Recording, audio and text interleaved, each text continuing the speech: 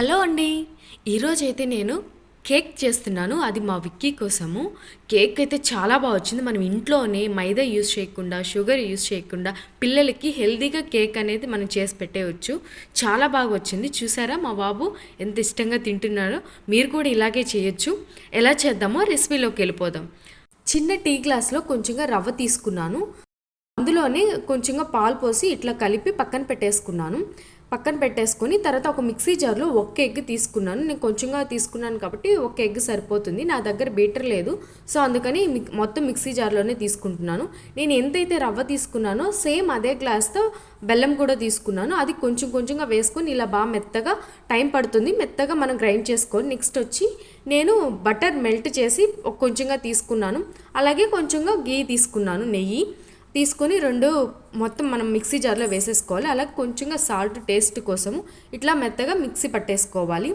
Next వచ్చి baking powder వేసుకోవాలి. ఒక స్పూన్ కన్నా కొంచెం తక్కువ బేకింగ్ పౌడర్ వేసుకోవాలి. నెక్స్ట్ బేకింగ్ సోడా వేసేసుకోవాలి. దీనికి పైనాపిల్ ఫ్లేవర్ అనేది యాడ్ చేసుకున్నాను. కొంచెంగా పైనాపిల్ ఫ్లేవరు అలాగే వెన్నీలా ఎసెన్స్ కూడా కొంచెంగా వేసేసుకున్నాను. ఇదంతా బాగా కలిసేలా కొంచెంగా మిక్సీ పట్టుకోవాలి. నెక్స్ట్ వచ్చి మనం పాలు పోసి పెట్టుకున్నాం కదా, ఈ రవ్వనంతా అందులో వేసేసుకోవాలి. ఎక్కువగా అయితే మిక్సీ చేయకూడదు, కొంచెంగా మిక్సీ పట్టేస్తే సరిపోతుంది. అలాగే మనం ఒక బౌల్లో ప్రీహీట్ చేసుకోవాలి. ఇట్లా ఒక స్టాండ్ పెట్టుకొని ప్రీహీట్ పెట్టుకోవాలి. నా దగ్గర అయితే కేక్ బౌల్ లేదు, సో ఇంట్లో ఉన్న బౌలే తీసుకున్నాను. సో గీ మొత్తం రాసేసుకొని అలాగే బటర్ పేపర్ వేసేసుకొని మనం చేసుకున్న కేక్ బ్యాటర్ని మొత్తం అందులోకి ట్రాన్స్ఫర్ చేసుకోవాలి. అలాగే బాగా దాన్ని ట్యాప్ చేసుకోవాలి. ఒక 3-4 టైమ్స్ బాగా ట్యాప్ చేసుకొని అట్లాగా ప్రీహీట్ చేసుకున్న అందులోకి పెట్టేసేయాలి.